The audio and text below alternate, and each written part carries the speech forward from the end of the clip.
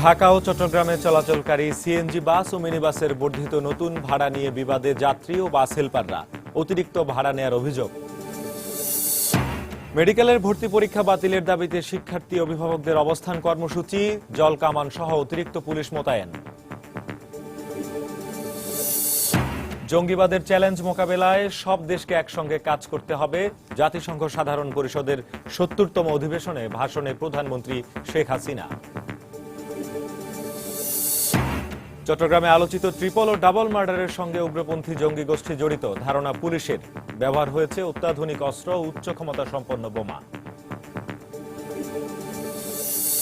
এবং পদ্মা সেতুতে রেললাইন প্রকল্প সংযুক্ত করতে চীনের সঙ্গে চুক্তি সই এখনো ঠিক হয়নি। কাজ শুরুর সময় সেতু বিভাগের সঙ্গে সমন্বয় করছে রেল মন্ত্রণালয়।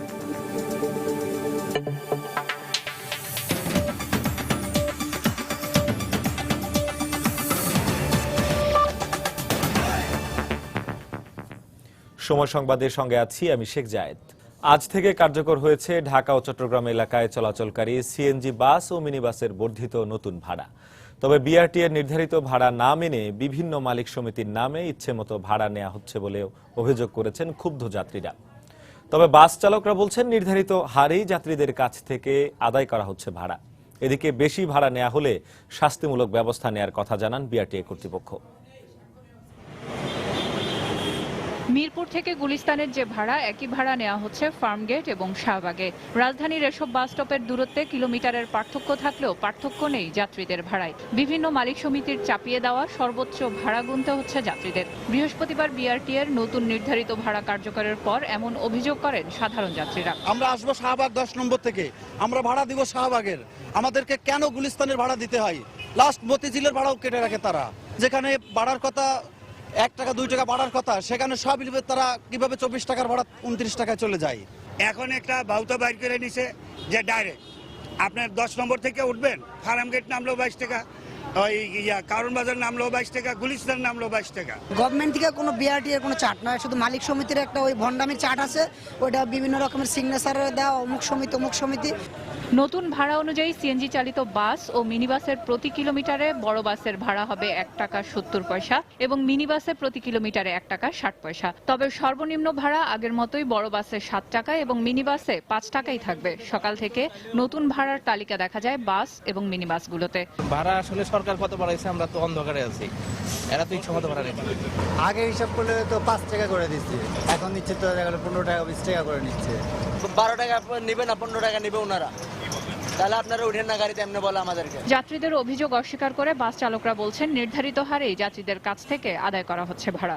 ভাড়া যে বাড়ছে সেই ভাড়া এখনো কাটা হয়নি, ভাড়া কাটা হবে আর কি সামনে থেকে, এখন জানা দেওয়া হইতেছে। এই বিষয়ে জানতে চাইলে বিআরটি এর নির্ধারিত ভাড়া থেকে বেশি ভাড়া আদায় করা হলে ব্যবস্থা নেওয়ার কথা জানান বিআরটিএ কর্তৃপক্ষ। যদি এই ধরনের কোনো অভিযোগ আসে আমাদেরও সাথে সাথে মোবাইল কোর্ট পরিচালিত হচ্ছে। যদি নির্ধারিত ভাড়ার চেয়ে কেউ অতিরিক্ত ভাড়া নেয় সেজন্য তারা কার্যকর ব্যবস্থা, শাস্তিমূলক ব্যবস্থা গ্রহণ করবে। গত 10 সেপ্টেম্বর সরকার কিলোমিটার প্রতি 10 পয়সা ভাড়া বৃদ্ধির সিদ্ধান্ত নেয়। তবে ভাড়া বাড়ানোর পাশাপাশি মনিটরিং এরও প্রয়োজন বলে মনে করেন সাধারণ যাত্রীরা। সিলিয়া সুলতানা, সময় সংবাদ, ঢাকা। মেডিকেলের ভর্তি পরীক্ষা বাতিলের দাবিতে শিক্ষার্থী অভিভাবক ঐক্য পরিষদের ডাকা মহাসমাবেশে অংশ নিতে কেন্দ্রীয় শহীদ মিনারে জড়ো হয়েছেন শিক্ষার্থী ও অভিভাবকরা। সকাল 10টা থেকে তারা সেখানে আসতে থাকেন। ঢাকা মেডিকেল ও স্যার সলিমুল্লাহ মেডিকেলের শিক্ষার্থীরা আন্দোলনরত শিক্ষার্থীদের সঙ্গে একাত্মতা প্রকাশ করেছেন।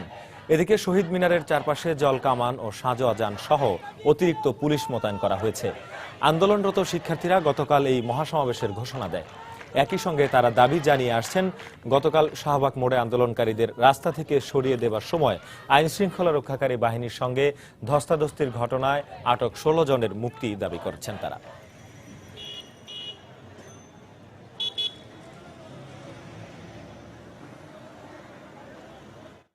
বাংলাদেশের প্রত্যেকটা মেডিকেল কলেজ ক্যাম্পাসে যদি প্রশ্ন পাওয়া জেনারেশনরা আসে, তবে মেডিকেলের যে ভবিষ্যতে যে মেডিকেল সেক্টরে যে নৈরাজ্য আসতে পারে সেই ভয় থেকে এবং বিবেকের কাছে সেই প্রশ্ন থেকে আমাদের আসে। 10-12% শিক্ষার্থী জেনুইনলি চান্স পাইছে, বাকি সব ফাঁস।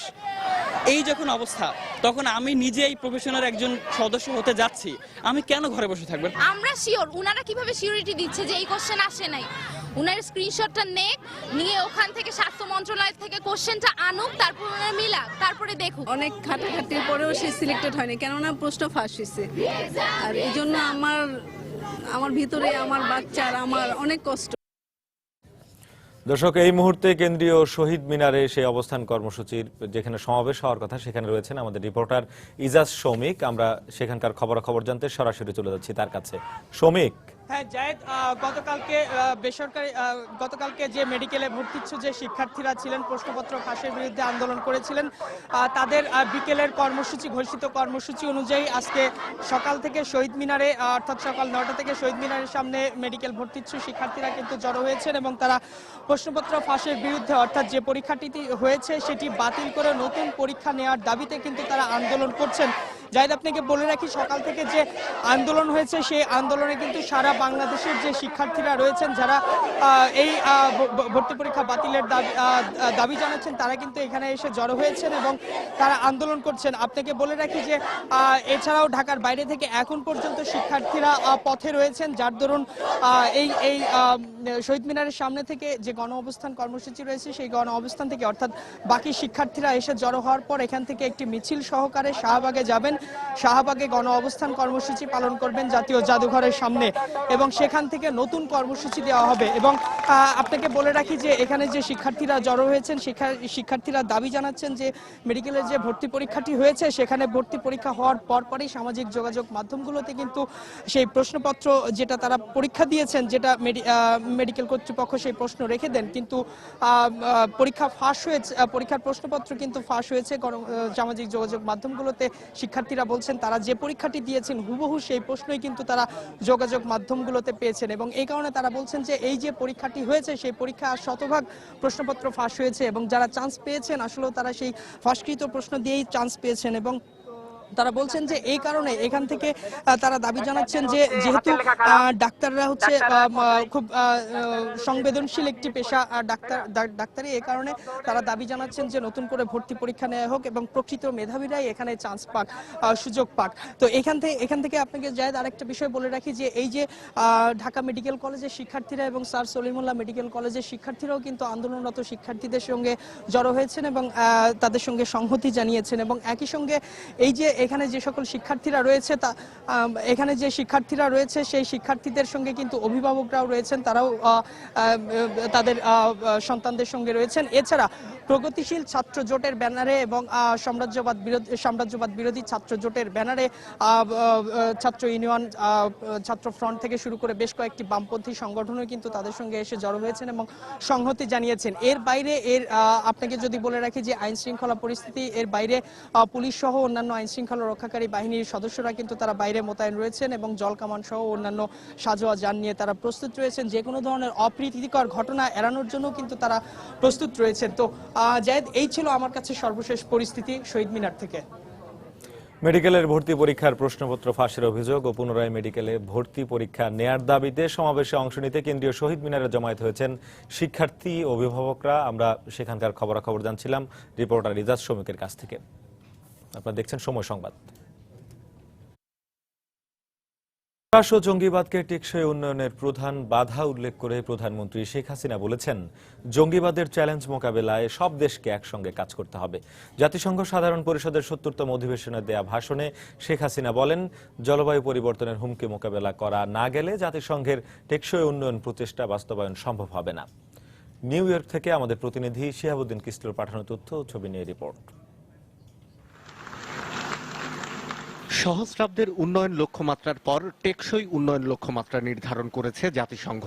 দারিদ্র্য নিরসন, জলবায়ুর পরিবর্তন সীমিত রাখা আর ধরিত্রীর সুরক্ষাকে সবচেয়ে বেশি গুরুত্ব দেয়া হচ্ছে নতুন লক্ষ্যমাত্রায়। কিভাবে তা অর্জন করা সম্ভব হবে সে বিষয়ে নিজের মতামত তুলে ধরেন বাংলাদেশের প্রধানমন্ত্রী। বরাবরের মতো মাতৃভাষা বাংলাতেই নিজের বক্তব্য বিশ্ব নেতৃবৃন্দের সামনে উপস্থাপন করেন শেখ হাসিনা। সন্ত্রাসবাদ এবং জঙ্গিবাদ একটি বৈশ্বিক চ্যালেঞ্জ। এই চ্যালেঞ্জ মোকাবেলায় সকল রাষ্ট্রকে একযোগে কাজ করতে হবে। আমাদের সরকার সব ধরনের সন্ত্রাসবাদ, সহিংস জঙ্গিবাদ এবং মৌলবাদের প্রতি জিরো টলারেন্স নীতিতে বিশ্বাসী। বাঙালি জাতির গণতান্ত্রিক ও প্রগতিশীল ও ধর্মনিরপেক্ষ চরিত্র ধ্বংসের ষড়যন্ত্রে যারা লিপ্ত রয়েছে সেসব চরমপন্থী ও স্বাধীনতা বিরোধী শক্তির মোকাবেলায় আমরা সদা তৎপর।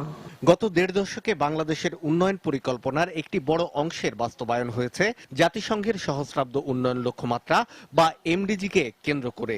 এমডিজি বাস্তবায়নের সফলতা তাই নতুন উন্নয়ন পরিকল্পনা বাস্তবায়নে বাংলাদেশের জন্য অনুপ্রেরণা হবে বলে মনে করেন প্রধানমন্ত্রী।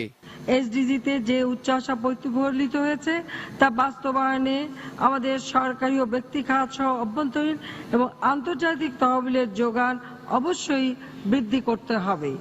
এজন্য উন্নত দেশগুলোর পূর্ব প্রতিশ্রুতি অনুযায়ী তাদের জিএনআই এর 0.7% ওডিএ হিসেবে উন্নয়নশীল দেশগুলোকে এবং 0.2% হারে স্বল্পোন্নত দেশগুলোকে প্রদান অত্যন্ত জরুরি।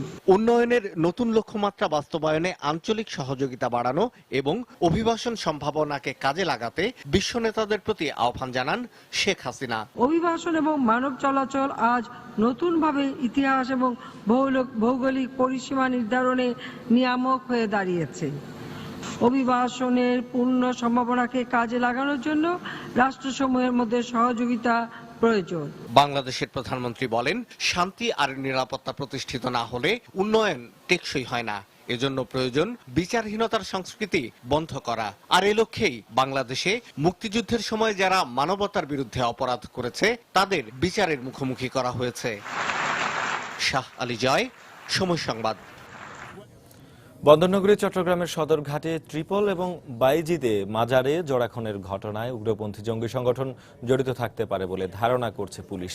বিশেষ করে দুটি ঘটনাতেই অত্যাধুনিক অস্ত্র এবং উচ্চ ক্ষমতা সম্পন্ন বোমার ব্যবহার হওয়ায় এখন সে পথেই এগুচ্ছে তদন্ত। আর এই বোমার ব্যবহারের ধরন এবং ক্ষতিকর মাত্রাও ছিল একই।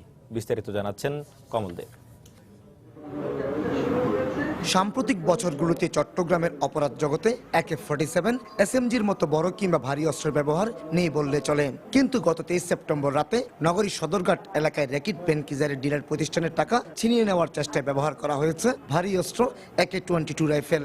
শুধু তাই নয়, প্রতিরোধের মুখে জনতার কাছ থেকে পালিয়ে যাওয়ার জন্য বিস্ফোরণ ঘটানো হয়েছে উচ্চ ক্ষমতা সম্পন্ন বোমার। নর্মালি ছিনতাই কাজে সাধারণত যে ককটেলগুলো ব্যবহার করা হয় বা দেশীয় অস্ত্র ব্যবহার করা হয়, কিন্তু এই যেহেতু একটা আনইউজুয়াল কিছু অস্ত্র আসছে, এই ফলে এটা আমাদেরকে চিন্তিত করছে এবং আমরা আমাদের গোয়েন্দা নজরদারি বাড়িয়ে দিয়েছি। এই ঘটনায় ওই রাতে মারা যায় 2 সন্ত্রাসী। পরবর্তীতে চিকিৎসাধীন অবস্থায় মারা যায় ডিলার প্রতিষ্ঠানের মালিক সত্যগোপাল ভৌমিক। বিস্ফোরিত বোমার ভয়াবহতা এবং ভারী অস্ত্রের ব্যবহার দেখে এটিকে জঙ্গিদের কাজ বলে ধারণা পুলিশের। এই অস্ত্র দুটো কিভাবে আসলো, কোত্থেকে আসলো, এই অস্ত্রের পিছনে কারা আছে, যোগানদাতা কারা, উৎস থেকে আমাদের তদন্ত কিন্তু এখন সেদিকে আগাচ্ছে।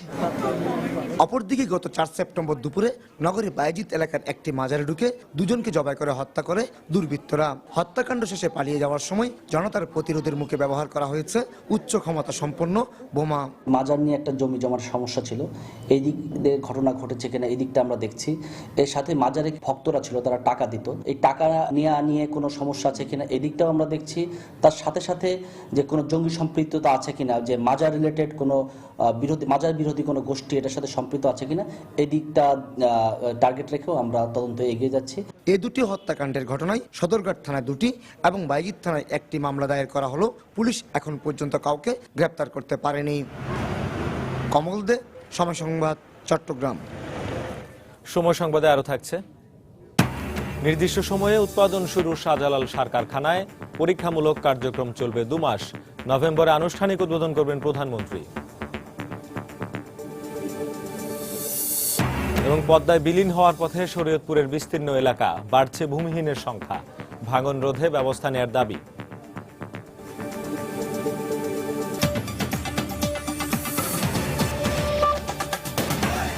পদ্মা সেতুর নির্মাণ কাজের অগ্রগতি নিয়ে প্রতি মাসের 1 তারিখে আমরা বিশেষ রিপোর্ট প্রচার করে থাকি।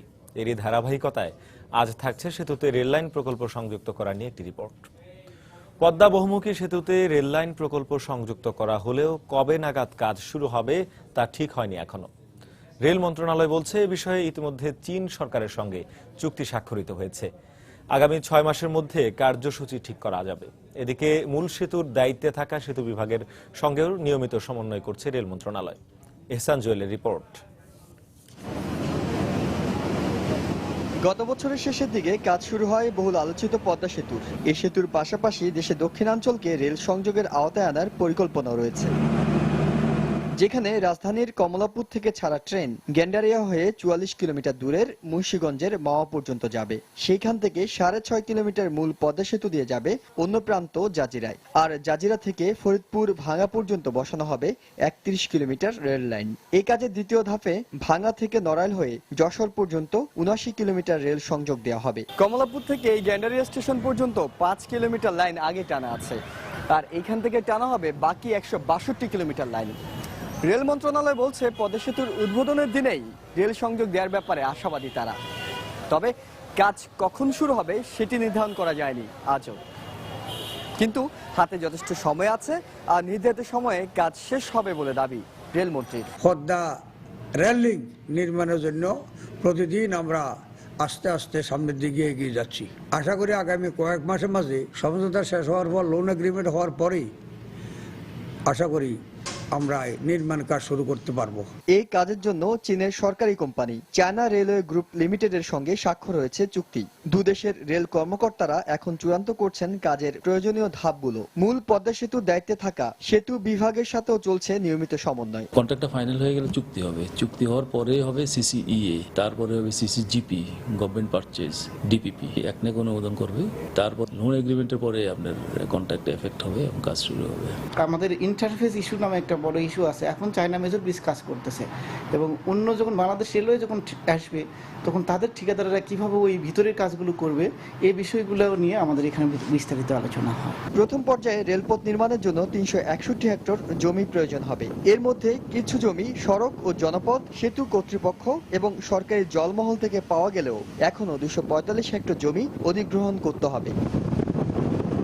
এহসান জুয়েল, সময় সংবাদ, ঢাকা। শিডিউল বিপর্যয়ের মধ্য দিয়েই চলছে বাংলাদেশি হাজিদের দেশে ফেরত কার্যক্রম। সবশেষ আজ সকাল ৫টা ৪০ হাজিদের নিয়ে একটি বিমান অবতরণ করেছে হযরত শাহজালাল আন্তর্জাতিক বিমানবন্দরে। এ নিয়ে বাংলাদেশি হাজিদের মোট ৭টি ফ্লাইট ঢাকায় অবতরণ করল, যার মাধ্যমে প্রায় ২৫০০ বাংলাদেশি হাজি দেশে ফেরত এসেছেন। এদিকে গতকাল সন্ধ্যা ৬টার ফ্লাইটটি আজ দুপুর ১২টা ৪০ নামার কথা থাকলেও নির্ধারিত সময়ে তা নামা নিয়ে সংশয়ে রয়েছেন হাজিদের স্বজনরা।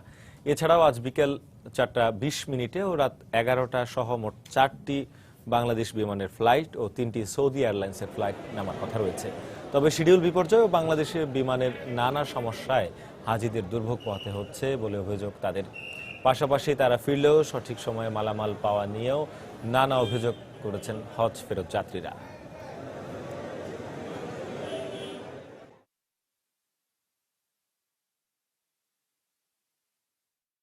বলেন কাকে দায়ী করবো? এখন যে হাজির ওখানে পড়ে আছে, মাত্র বাংলাদেশে 2টা বিমান দেখে আসছি আমরা, আর ওখানে হাজি আছে নিম্ন ৫০,০০০, জেদ্দাতেই পড়ে আছে ওরা। একটা আসবে বলে 12টা বললো, 12টা আমার আর সব থেকে বড় আমাদের লাগেজ একটাও নেই, একটা লাগেজও নেই। প্রচুর মানুষ, এখন যেখানে আমরা লাগেজ গুলা বুকিং দিছি ওইখানে লোকও কম ছিল আর লাগেজ প্রচুর, একজনের 4টা 5টা 6টা 7টা 8টা করে লাগেজ, এই কারণে এই ফ্লাইট গুলো একটু লেট হয়েছে। 28 তারিখ 5120 ফ্লাইট নাম্বার আসছি, কিন্তু আমাদের লাগেজ আসে না, আমরা আসছি এখন এতদিন পরে আমরা পাইলাম আজকে। সৌদি আরবে গিয়ে হজ এজেন্সির প্রতারণার ফাঁদে বিপাকে পড়া শতাধিক বাংলাদেশি হাজির সহায়তায় এগিয়ে এসেছে বাংলাদেশ হজ মিশন। জিম্মি অবস্থা থেকে তাদের উদ্ধার করে মক্কায় নিরাপদ বাসস্থানে নিয়ে আসা হয়েছে। তবে এখনো মাকাম নামের ওই হজ এজেন্সির মালিক বা মুআল্লিমের কোনো সন্ধান পায়নি হজ মিশন। গত বুধবার সময় সংবাদে প্রচারিত এক প্রতিবেদনের পরপরই এই ব্যবস্থা নেয় বাংলাদেশ হজ মিশন। মক্কা থেকে প্রায় 14 কিলোমিটার দূরের একটি আবাসিক ভবনে অনেকটা জিম্মি রাখা হয় ওই হাজিদের। প্রয়োজনীয় সুযোগ সুবিধার পাশাপাশি মুআল্লিম কার্ড না পাওয়ায় প্রায় গৃহবন্দী হয়ে পড়েন তারা। বিষয়টি জানার পর হজ মিশনের দায়িত্বে নিয়োজিত কনসুলার আসাদুজ্জামান গৃহবন্দী হাজিদের উদ্ধারে দ্রুত পদক্ষেপ নেন।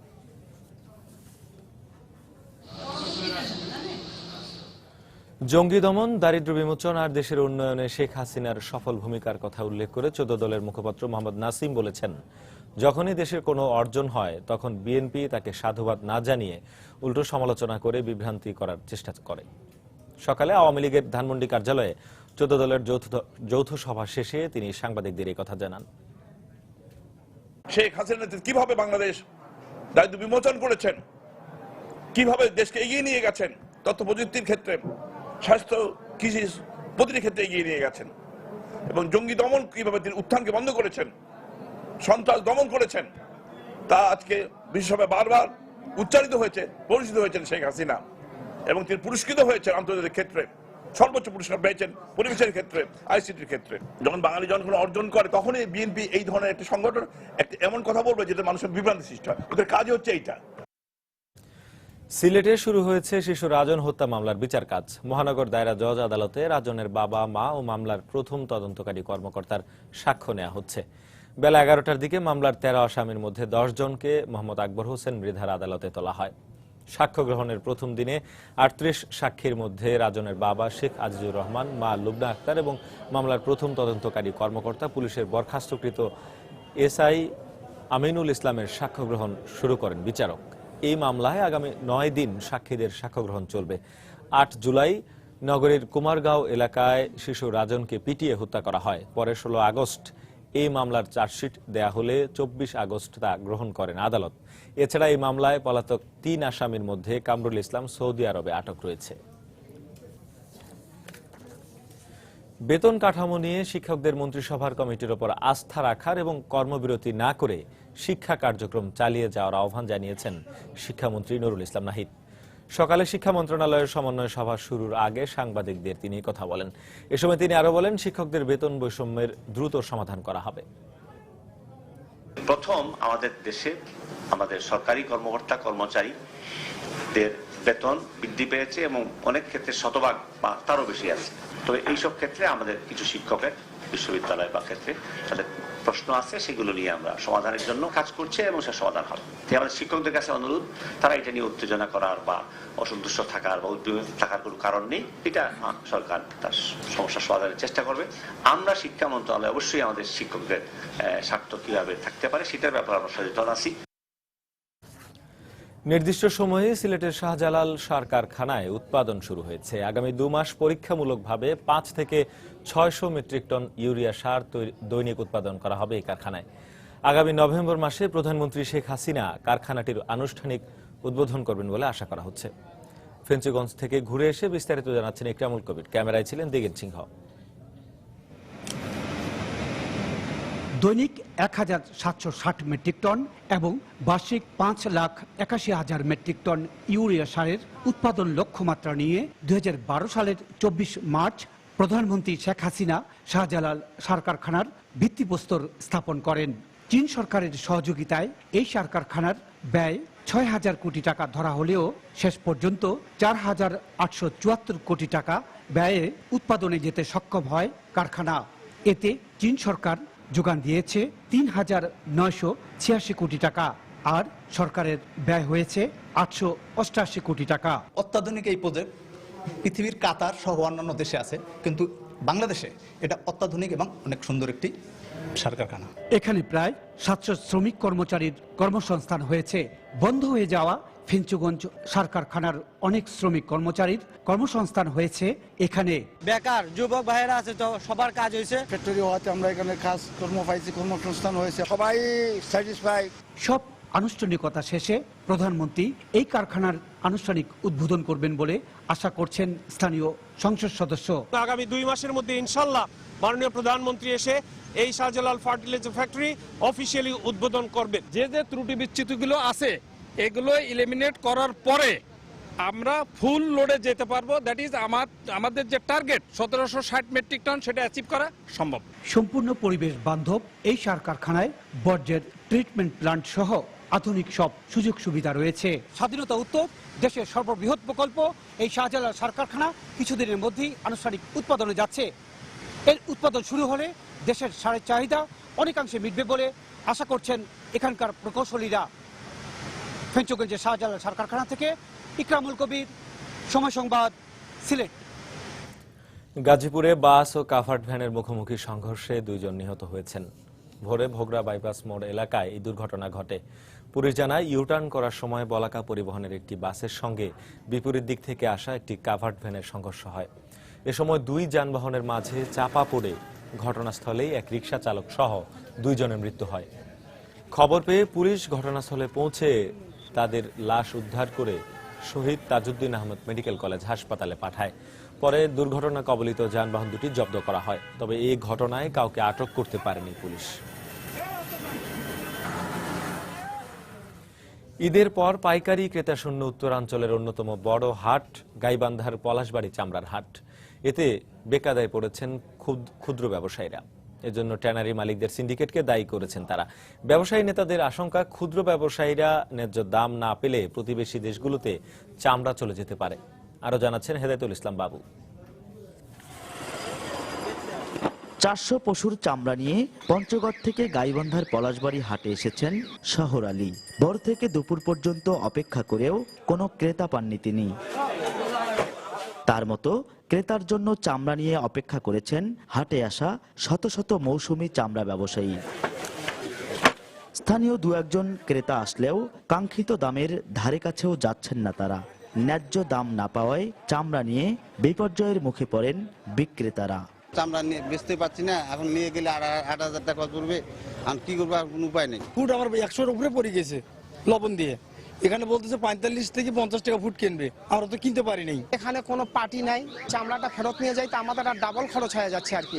প্রতি বছরই কোরবানি ঈদের পর এ চামড়ার হাট থেকে কয়েক কোটি টাকার চামড়া সংগ্রহ করেন ট্যানারি মালিকরা, কিন্তু এবার তারা অনুপস্থিত ছিলেন। ঢাকার পার্টির কারণেই আমরা এই মাল হাটে নিয়ে এসেছি। বাজারে এসে দেখি ঢাকার কোনো পার্টিই নেই। ট্যানারি মালিকরা সকলে মিলে ওরা সমিতিবদ্ধ হওয়ার কারণেই এটা হয়তোবা হয়েছে। আগে যে বাজার ছিল ওই বাজারটা এখন নাই, তো ব্যাপারে যারা ট্যানারির সাথে ব্যবসা করে তারা দাম দিচ্ছে না, আমরা ওইরকম ভাবে কিনতে পারতেছি না। সরকারের নজরদারির অভাবে রপ্তানিজাত এই পণ্যের বাজার পড়ে গেছে বলে মনে করছেন ব্যবসায়ী নেতারা। এ পরিস্থিতিতে প্রতিবেশী দেশগুলোতে চামড়া চলে যেতে পারে বলে আশঙ্কা তাদের। গ্রামগঞ্জ থেকে এইসব জিনিস সংগ্রহ করে দেশ বিদেশে এরা রপ্তানি করার জন্য এরা প্রস্তুত, কিন্তু সেই হিসাবে সরকারের সহায়তা তেমন নাই। আগামীতে তারা চামড়াটা আগ্রহী হবে না এবং বাংলাদেশে যে পরিমাণ চামড়াটা সংগ্রহ হয় প্রতিবেশী দেশে বা অন্যান্য দেশে এটা চলে যাবে। জেলার পলাশবাড়ি চামড়ার হাটে বুধবার প্রায় 50,000 চামড়ার আমদানি হয়। হেদায়েতুল ইসলাম বাবু, সময় সংবাদ, গাইবান্ধা। পদ্মার ভাঙনে বিলীন হয়ে গেছে শরীয়তপুরের কয়েকটি উপজেলার বিস্তীর্ণ এলাকা। এতে ভিটেমাটি হারিয়ে দিন দিন বাড়ছে ভূমিহীনদের সংখ্যা। আর বন্যার পানি কমতে শুরু করায় নতুন করে ভাঙন আতঙ্কে রয়েছেন জেলার লাখো মানুষ। এলাকাবাসীর দাবি, ভাঙন রোধে দ্রুত ব্যবস্থা না নেওয়া হলে যে কোনো সময় নদীগর্ভে বিলীন হয়ে যাবে এই এলাকার গুরুত্বপূর্ণ সব স্থাপনা। মফিজুর রহমান রিপনের তথ্য ও ছবি নিয়ে ডেস্ক রিপোর্ট। বর্ষার শুরুতেই বন্যার সঙ্গে পাল্লা দিয়ে শুরু হয় পদ্মার ভয়াবহ ভাঙন। এতে শরীয়তপুরের জাজিরা, নড়িয়া ও ভেদরগঞ্জ উপজেলা সহ বন্যার পানিতে তলিয়ে যায় বেশ কিছু নিম্নাঞ্চল। একই সঙ্গে ভাঙনের কবলে পড়ে নিঃস্ব হয়ে যায় নদী তীরবর্তী এলাকার হাজারো মানুষ। আর বন্যার পানি কমতে শুরু করায় নতুন করে ভাঙনের আতঙ্কে রয়েছেন এসব এলাকার লাখো মানুষ। এলাকাবাসীর দাবি, ভাঙন রোধে দ্রুত ব্যবস্থা নেওয়া না হলে আবারও ভাঙনের কবলে পড়বে নড়িয়া উপজেলার স্বাস্থ্য কমপ্লেক্স, মুলফতগঞ্জ মাদ্রাসা, সুরেশ্বর কলেজ ও বেশ কয়েকটি স্কুল এবং হাটবাজার সহ সরকারি বেসরকারি গুরুত্বপূর্ণ সব স্থাপনা। দেখা যায় একটু ভাড়া এরপরে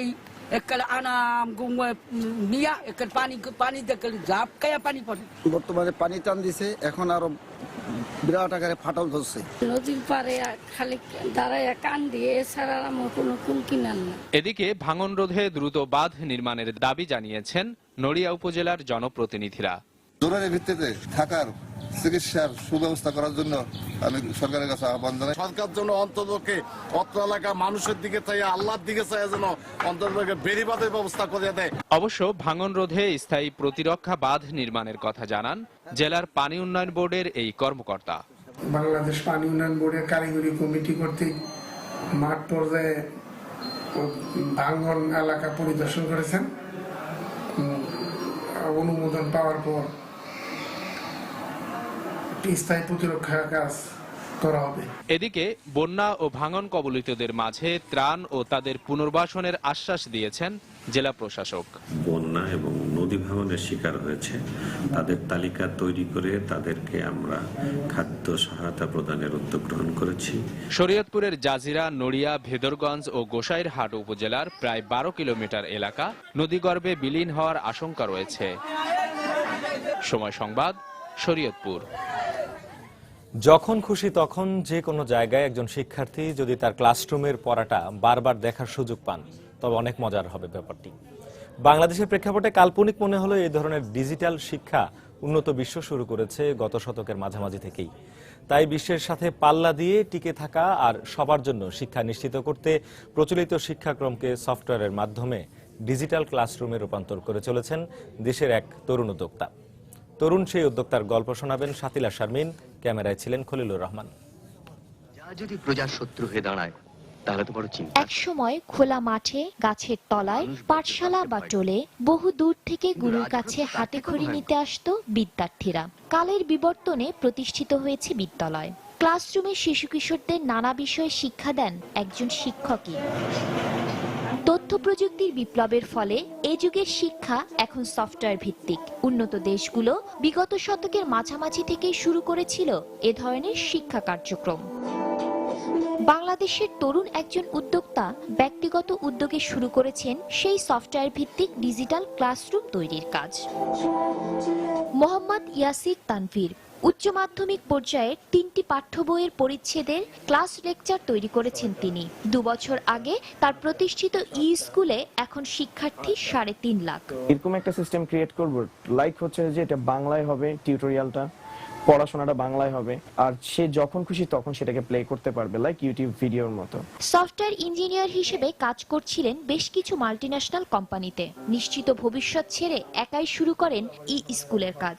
চাকরির জমানো এবং টিউশনির টাকায় তানভীর যখন শুরু করেন, আশেপাশের মানুষ এটাকে খ্যাপামি হিসেবেই দেখেছিলেন। স্বপ্ন আমি দেখছি, ওইটার ইমপ্লিমেন্টেশন আমাকে করতে হবে, তো ওই কথা মাথায় নিয়েই আমি কাজটা করছি।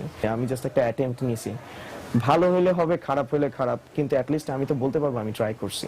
নানা সীমাবদ্ধতা থাকলেও বিনামূল্যে সবার জন্য ডিজিটাল শিক্ষা নিশ্চিত করতে চান তিনি।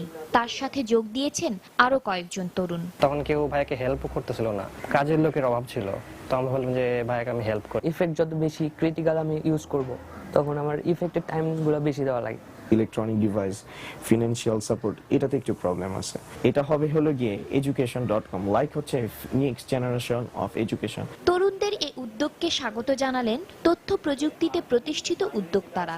একটা বিজনেস প্রপোজিশন দাঁড় করাতে হবে, স্কুলটা যেন লাভজনক হয়। ও একটা সফটওয়্যার দিয়ে হয়তো শুরু করেছে, এরপরে যদি তারা আরো 5টা সফটওয়্যার করতে না পারে তাহলে এই একটি উদ্যোগ মারা যাবে। এ ধরনের উদ্যোগকে সামাজিক ও রাষ্ট্রীয়ভাবে পৃষ্ঠপোষকতার উপরও জোর দিলেন তারা। শাতিলা শারমিন, সময় সংবাদ, ঢাকা।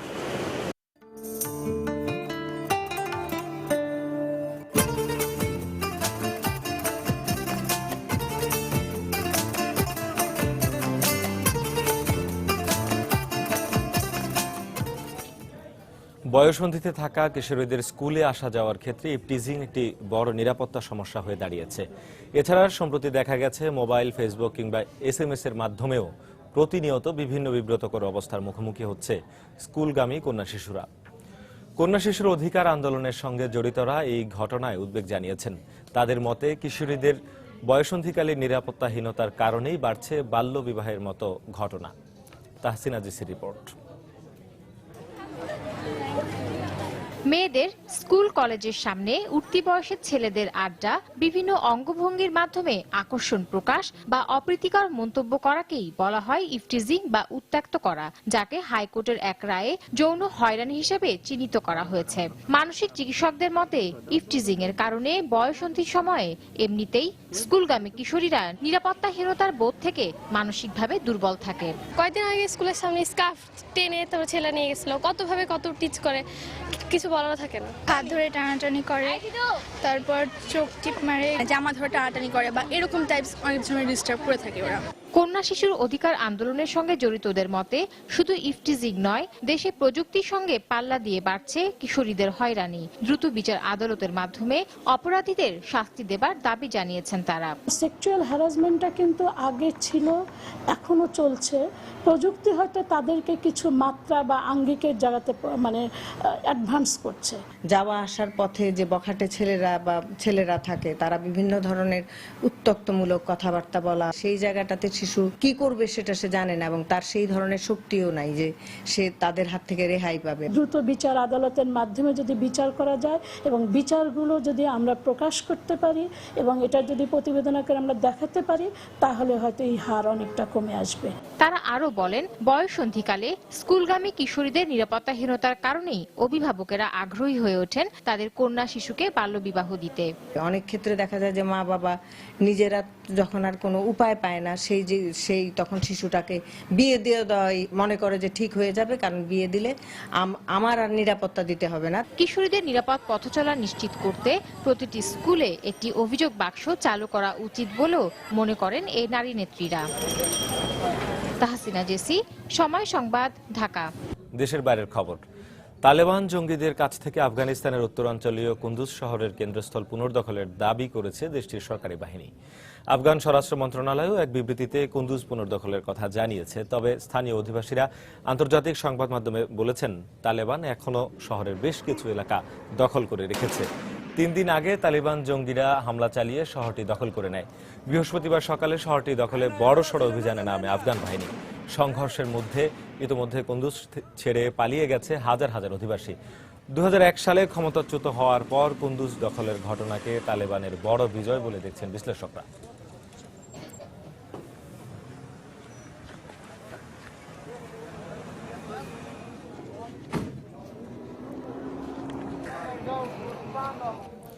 খেলার খবর।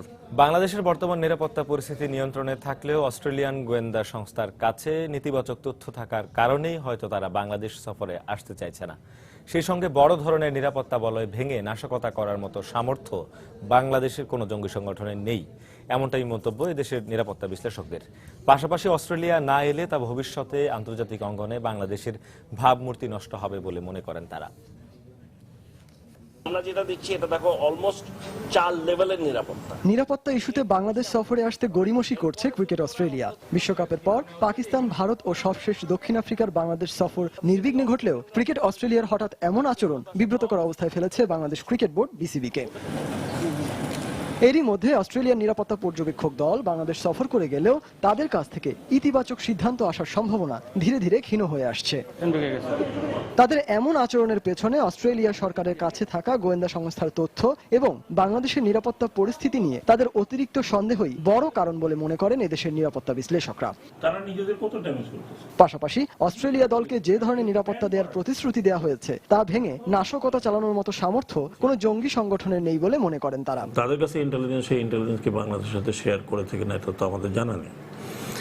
তাদের ইন্টেলিজেন্স মানে হচ্ছে যে এই বাংলাদেশের ভিতর থেকে সেই ইন্টেলিজেন্সগুলো কালেক্ট করেছে, যে তাদের ইন্টেলিজেন্স যে বাংলাদেশে ওয়েস্টার্ন স্বার্থে আঘাত হানতে পারে। প্রায় দেশগুলো কিন্তু এখন সিরিয়াতে এবং ইরাকে তাদের এয়ারফোর্স টার্গেট করে আছে। তারা নিজেরাও এক ধরনের শঙ্কিত আছে।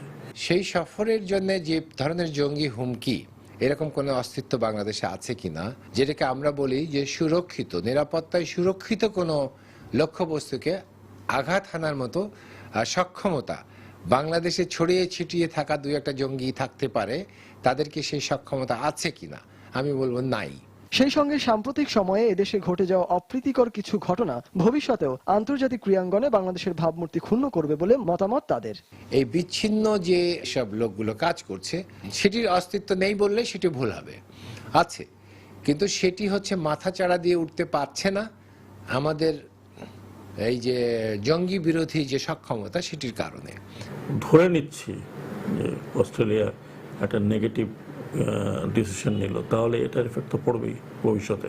যদিও আমরা এর আগে আমাদের দেশে সাউথ আফ্রিকা আসছে, পাকিস্তান আসছে, ইন্ডিয়া আসছে এবং তারা স্বচ্ছন্দে খেলে চলে গেছে, কিন্তু এখন একটা দেশে যদি সিদ্ধান্ত নেয় অন্য কোনো উদাহরণ তো সেটা কাজ করবে না। পাশাপাশি যে কোনো বিচ্ছিন্ন ঘটনাকে নিরাপত্তাহীনতার ইস্যু বানিয়ে অস্ট্রেলিয়া দলের বাংলাদেশ সফর নিয়ে গড়িমসি করাকে দুঃখজনক বলেই মন্তব্য করেন তারা। আস্থাহীনতার মধ্যে পড়ে। সজল মিত্র, রিচার্ড, সময় সংবাদ, ঢাকা। প্রতি বছরের মতো এবারও গিনেস কর্তৃপক্ষ ঘোষণা করেছে তাদের নির্বাচিত রেকর্ড সৃষ্টিকারীদের নাম, কিন্তু এবারের নির্বাচনে রয়েছে কিছু বৈচিত্র্য। দর্শক, চলুন দেখে আসি সেগুলো।